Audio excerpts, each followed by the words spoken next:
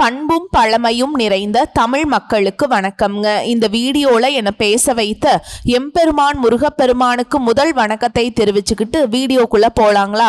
நீங்களும் என்னுடன் சேர்ந்து இந்த மந்திரத்தை சொல்லிட்டே உங்களால முடிஞ்சதுன்னா கமெண்ட் பாக்ஸ்ல ஒரு முறை கமெண்ட் பண்ணுங்க.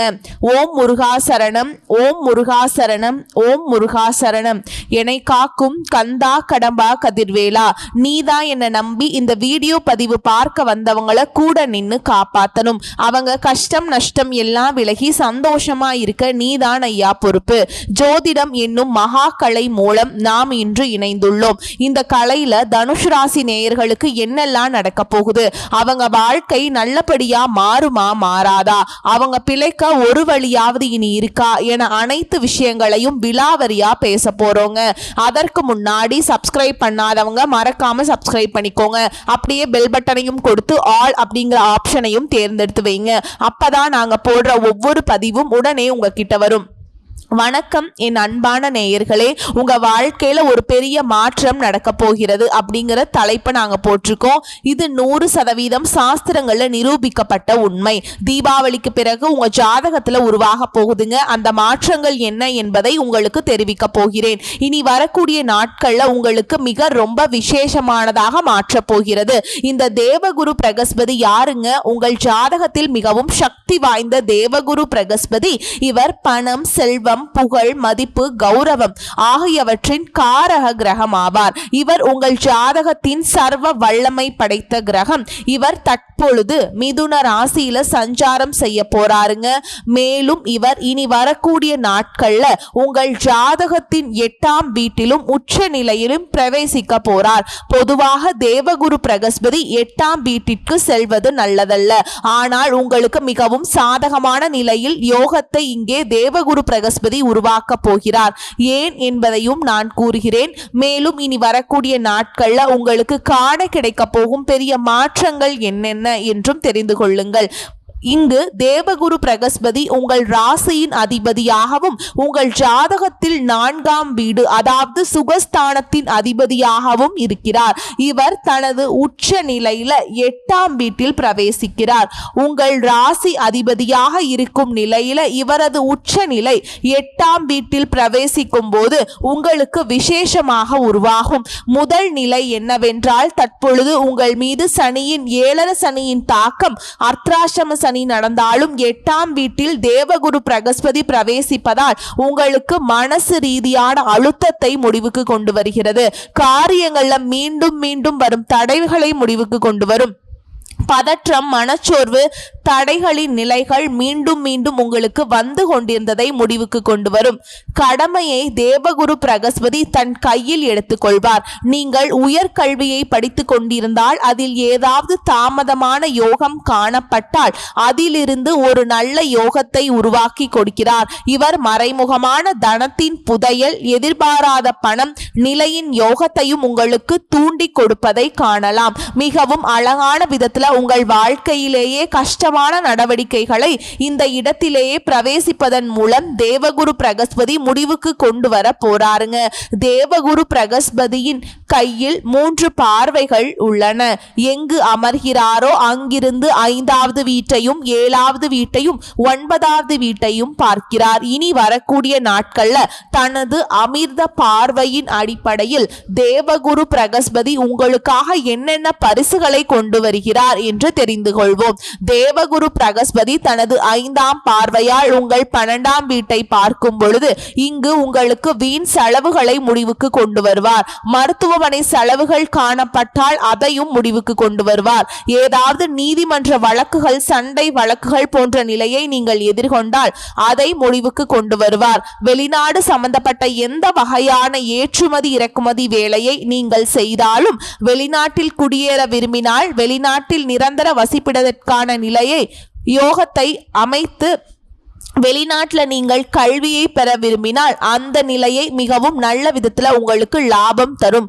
மேலும் செலவுகள் ஏற்பட்டாலும் அது எப்படி இருக்கும்? பாவதீக சுகங்களை பெறுவதற்கான செலவுகளாக இருக்கும். நீங்கள் நிலம் வாங்க விரும்புகிறீர்கள், வாகனம் வாங்க விரும்புகிறீர்கள், கார் வாங்க விரும்புகிறீர்கள். இந்த நிலையிலேயே உங்கள் பாவதீக சுகங்கள், உங்கள் சொத்து, உங்கள் ஆடம்பரத்தை அதிகரிக்கும் வகையிலான நல்ல செலவுகளின் நிலையின் யோகத்தை தேவகுரு பிரகஸ்பதி உங்களுக்காக உருவாக்குகிறார். 7ஆம் பார்வையால் இவர் உங்கள் 2ஆம் வீட்டை பார்ப்பார்.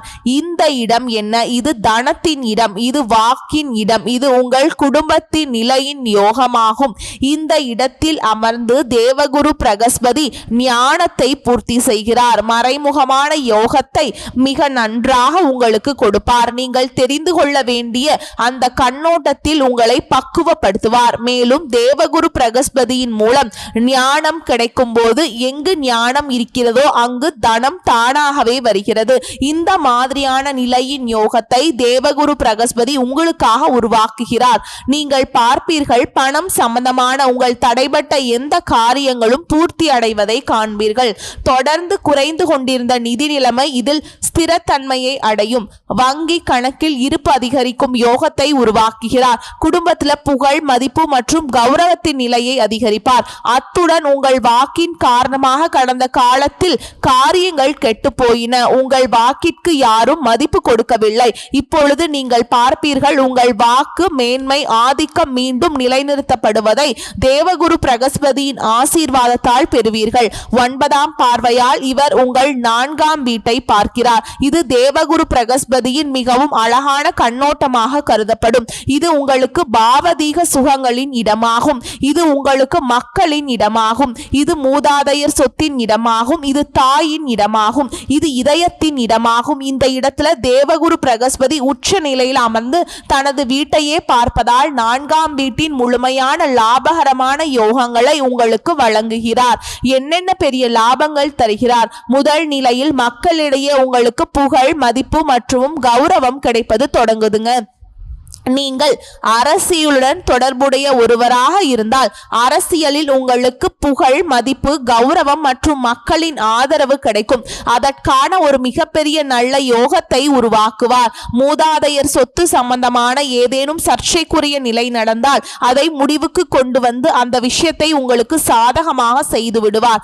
தாயின் ஆரோக்கியத்தை பலப்படுத்துவார். அத்துடன் நீங்கள் எந்த வகையான பாவதீக சுகத்தை பெற விரும்பினாலும் இனி வரக்கூடிய நாட்கள்ல தேவகுரு பிரகஸ்பதியின் ஆசீர்வாதத்தால் பாவதீக சுகங்களின் வளர்ச்சி அளிக்கும் நிலையின் யோகமும் மிகவும் அழகான விதத்துல உருவாகி வரும். நீங்கள் உங்கள் வீட்டை புதுப்பிக்க விரும்புகிறீர்கள், புதிய வீடு வாங்க விரும்புகிறீர்கள், நிலம் வாங்க விரும்புகிறீர்கள், வாகனம் வாங்க விரும்புகிறீர்கள்.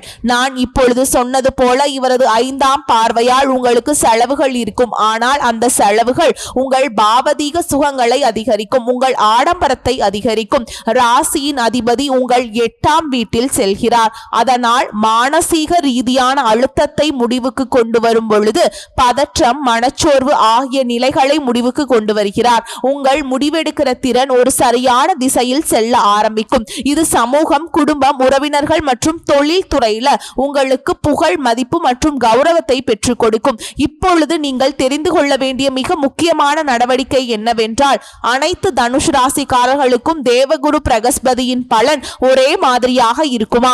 சாஸ்திரம் சொல்கிறது அது சாத்தியம் இல்லை என்று. நீங்கள் எந்த கிரகத்தின் பலன்களை கேட்கிறீர்களோ அந்த கிரகத்தின் அமர்வு உங்கள் ஜாதகத்தில் ஒரு நல்ல வீட்டில் இருக்கிறது முதல் அவசியம்.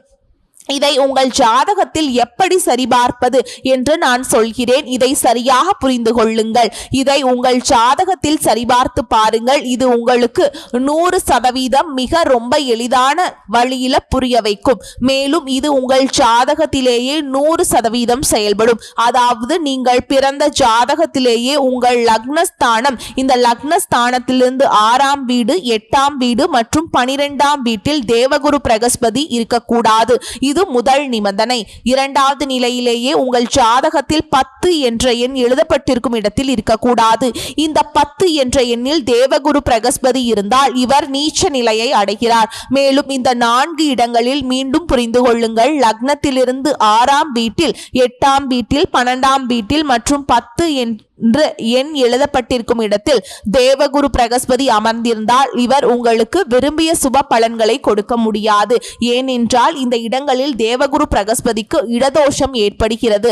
அதே சமயம் இந்த 4 இடங்களில் தேவகுரு பிரகஸ்பதி இல்லை, மேலும் ஒரு நல்ல வீட்டில் அமர்ந்து பலம் பெற்றிருந்தால் இனி வரக்கூடிய நாட்கள்ல 8ஆம் வீட்டில் சென்று கூட தேவகுரு பிரகஸ்பதி உங்களுக்கு ஒரு பெரிய பரிசை நிச்சயமாக கொடுத்து செல்வார். இதில் எந்த சந்தேகமும் இல்லை. தேவகுரு பிரகஸ்பதியின் முழுமையான ஆசீர்வாதம் நமக்கு கிடைக்க என்ன செய்ய வேண்டும்? ஓம் குருவே நமக என்ற இந்த மந்திரத்தை தினமும் ஒரு முறை மாலையில் ஜெபித்து உங்களுக்கு மிகவும் நல்லதுங்க. விஷ்ணு சகஸ்கரநாம பாடலை படிக்க முடியாவிட்டாலும் அதை கேளுங்கள். கேட்பதன் மூலம் ஒரு பெரிய நல்ல யோகம் உருவாகிறது. குருதேவர் எங்கு அமர்ந்திருந்தாலும் குருவின் ஜெபம் செய்வது, விஷ்ணு சகஸ்கரநாம பாடல் பாராயணம் செய்வது நல்லதுங்க. நிச்சயமா உங்கள் வாழ்க்கையில் பெரிய மாற்றங்களை காணலாம். இனி வரக்கூடிய நாட்கள்ல உங்களுக்கு மிகவும் மங்களகரமானதாக இருக்கட்டும். உங்கள் அனைத்து விருப்பங்களும் தேவகுரு பிரகஸ்பதியின் ஆசீர்வாதத்தால் இனி வரக்கூடிய நாட்கள்ல பூர்த்தியாகட்டும். குடும்பத்துல மகிழ்ச்சியும் உற்சாகமும் ஏற்படக்கூடிய காலகட்டம்ங்க.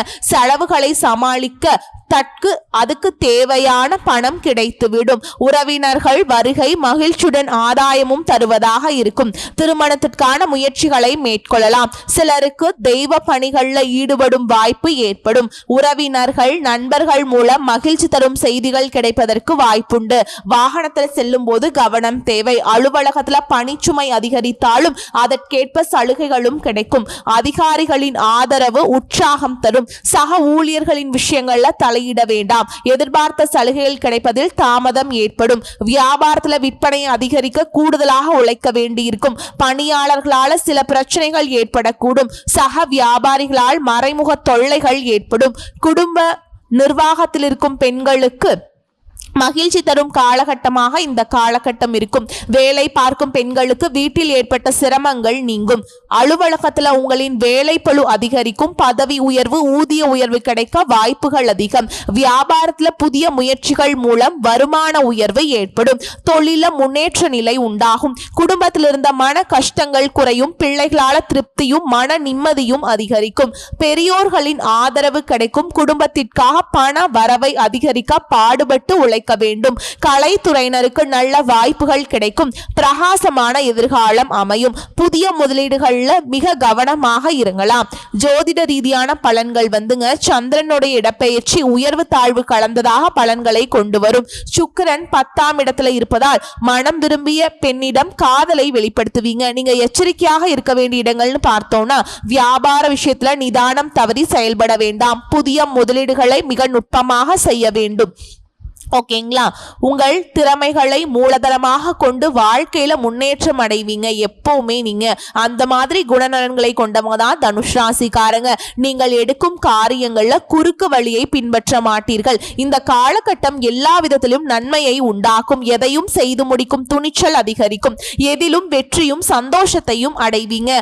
பணம் வருவது அதிகரிக்கும். எதிர்ப்புகள் அகலும். நீண்ட நாட்களாக இருந்து வந்த பிரச்சனைகளில் தீர்வு கிடைக்கும். தொழில் வியாபாரத்தில் ஈடுபட்டு அவர்களுக்கு கீழ்நிலையில உள்ளவர்களால் நன்மைகள் உண்டாகும். தேவையான சரக்குகள் கையிருப்பு இருக்கும். துணிச்சலாக முயற்சிகள் மேற்கொண்டு வியாபாரத்தை விரிவுபடுத்துவீங்க. உத்தியோகத்தில் இருப்பவர்கள் முன்னேற்றம் காண்பீங்க. மேல் அதிகாரிகளால நன்மைகள் ஏற்படும். குடும்பத்துல குதூகலம் உண்டாகும். உங்களது வார்த்தைகளுக்கு மதிப்பு கூடும். கணவன் மனைவிக்கிடையே நெருக்கம் அதிகரிக்கும். பிள்ளைகளுடன் மகிழ்ச்சியாக பொழுதை கழிப்பீங்க. குடும்பத்திலிருந்து வந்த இரக்க நிலை மாறும். பெண்களுக்கு காரியங்களை துணிச்சலாக செய்து முடித்து வெற்றி காண்பீங்க. எதிர்ப்புகள் விலகும். நீண்ட நாட்களாக இழுபறியாக இருந்த காரியங்கள் நடந்து முடியும். கலைத்துறையினருக்கு மதிப்பும் மரியாதையும் அதிகரிக்கும். சிறப்பாக பணிபுரிந்து பாராட்டுகளை பெறுவீங்க. ஆடை ஆபரணங்கள் சேரும். விளையாட்டு துறையில உள்ளவர்களுக்கு பரிசும் பாராட்டுதல்களும் கிடைக்கும். அரசியல் துறையினருக்கு பயணங்களால மகிழ்ச்சியும் ஆதாயமும் கிடைக்கும். நிலம், வீடு, வாகனம் வாங்கும் வாய்ப்புகள் கைகூடி வருங்க. நீதிமன்ற வழக்குகளிலிருந்து விடுபடுவீங்க. வேதாந்த விஷயங்கள்ல நாட்டம் அதிகரிக்கும். மாணவர்களுக்கு கல்வியில வெற்றி பெற துணிச்சலாக முயற்சிகளை மேற்கொள்வீங்க. எதிர்பார்த்த காரியங்கள் சாதகமாக நடக்கும். மேலும் உங்களை பொறுத்த வரைக்கும் நட்சத்திர பலன்களை பார்க்கலாங்க. அந்த வகையில மூல நட்சத்திரம் உங்களுக்கு தொழில் வியாபாரத்தில் இருப்பவர்கள் தங்களது தொழில விரிவாக்கம் செய்யும் முயற்சிகள்ல ஈடுபடுவீங்க. அதற்கு தேவையான பண உதவியும் கிடைக்க பெறுவீங்க. ஆனால் போட்டிகள் பற்றிய கவலைகள் தோன்றும், சமாளிக்க முயல்வீங்க. அடுத்ததா பூராட நட்சத்திரம் உங்களை பொறுத்த வரைக்கும் உத்தியோகத்தில் இருப்பவர்கள் தங்களது திறமையால் அலுவலக பணியை சிறப்பாக செய்வீங்க. புதிய தொடர்புகள் மகிழ்ச்சியை தருவதாக இருக்கும். குடும்பத்துல சுப காரியங்கள் நடைபெறும். மனைவி குழந்தைகளுடனான சந்தோஷமாக பொழுதை கழிப்பீங்க. ஆன்மீக பணிகள்ல நாட்டம் அதிகரிக்கும். பொன் பொருள் சேர்க்கை உண்டாகும்.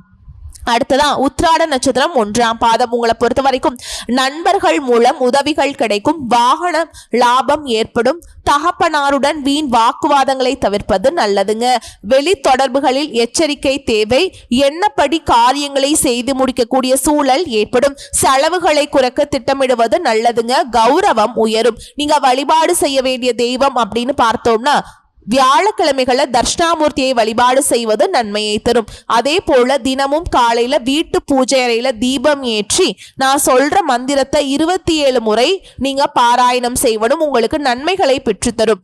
பார்வையினால் தோஷத்தை போக்குகின்ற சீர்பெருமை பெற்றவனே பொன்னவனே நேர்நிறைகள் தவறாக நித்திலனே ஊர் புகழ அருள் செய்வாய் போற்றி போற்றி. இந்த மந்திரத்தை நீங்க 27 முறை சொல்லுங்க. வாழ்க்கையில கண்டிப்பா மாற்றங்கள் உங்களுக்கு ஏற்படும். வரக்கூடிய வாய்ப்புகளை கரெக்டா பயன்படுத்திக்கோங்க. வாய்ப்புகளை தவற விட்டுறாதீங்க. வாழ்த்துக்கள். நன்றி, வணக்கம். வாழ்க வளமோடு நலமோடு.